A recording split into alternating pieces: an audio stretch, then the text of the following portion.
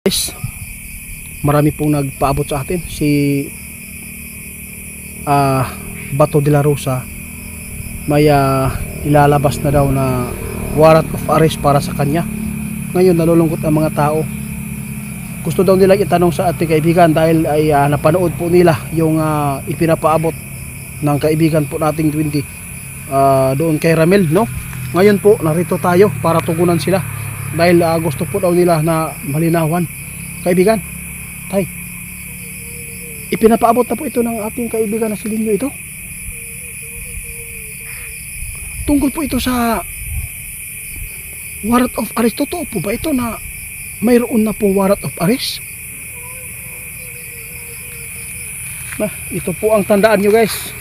Mas lalong magulo po ang mangyayari dito kapag aarestuin si Bato de la Rosa.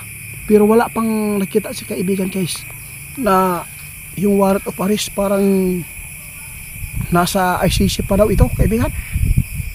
Pero totoo nga mayroon talaga. Naamang yun daw, guys. Pero wala pa man, nag-ungot pa man eh. Pero kini mga trader lagi daw, kaibigan. Tandaan na lang po natin, guys, sa mga trader, no? Wala matay mahimuan eh kung si Digong nga, malaking tao, nadalaga. Ang masakit lang isipin dito, bakit po ang mga ganitong nangyayari, no? Bakit ibang bansa ang nakikialam sa problema natin? Wala na po ba tayong karapatan? Wala na po ba tayong sariling hukuman para lang tugisin ng mga taong nagkasala? Ito, sa lahat na nagtanong, ito po ang totoo, guys, no? Dahil sa kasakiman po sa politiko, nais nilang ubusin ang mga sumusuporta, ang mga malalapit po kaya Duterte at yung mga malalakas sa politiko, ganyan. Pagkatapos dito, guys, so hindi pa natin alam ang kasunod dito, si Bongo na naman, kaibigan. Ito yung nakikita nyo, mas lalo pa itong gugulo. Hindi na talaga maunawaan, guys, no? Hindi na talaga magkaunawaan pa dito, guys, sa nangyari dito sa atin. Kasi alam po nyo, napakarami mga supporters na nasasaktan dito. Kung magpapatuloy ito, guys, posibleng mas maganda ibukod na lang siguro ang Mindanao at saka Luzon, no? Ito po yung tandaan nyo, guys, ngayon na lugmok man ang mga Duterte sa problema, no? Ang nakakatakot lang dito, guys, kapag may mga Duterte makaupo dito, posibleng lalong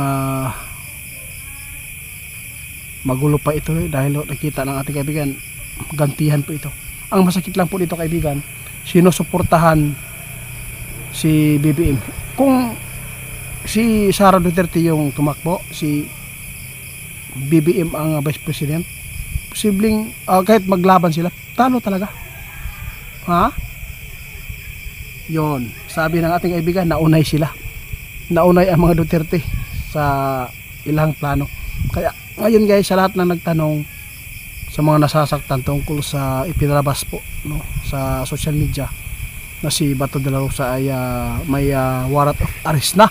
Wala tayong magawa kung nandyan man, kung totoo man ito. Pero sabi ng ating kaibigan, tentative pa man, wala pa man siya nakitaan daw, guys, na mauna. Pero sa totoo lang, guys, gidali na daw ni yon, naayoy mga trader diri sa ato tungkol din sa politiko, guys. Nahadlok sila, gusto nila dili makapenetrate ang kwan. Salamat, kaibigan, sa lahat na nagtatanong, nasasaktan, ipaubaya natin sa Panginoon. Wala tayong magagawa, guys, kung ano man po ang mangyayari pa dito. Ito na talaga ang mundo natin. Harapin po natin kung anong mandagok ng mundo ng mga problema dito sa atin. Kaya hanggang dito na lang muna, guys. Ako ay nagpapasalamat sa inyo, sa lahat ng mga sumusuporta at mga nagtatanong. Ito po ang tandaan ninyo,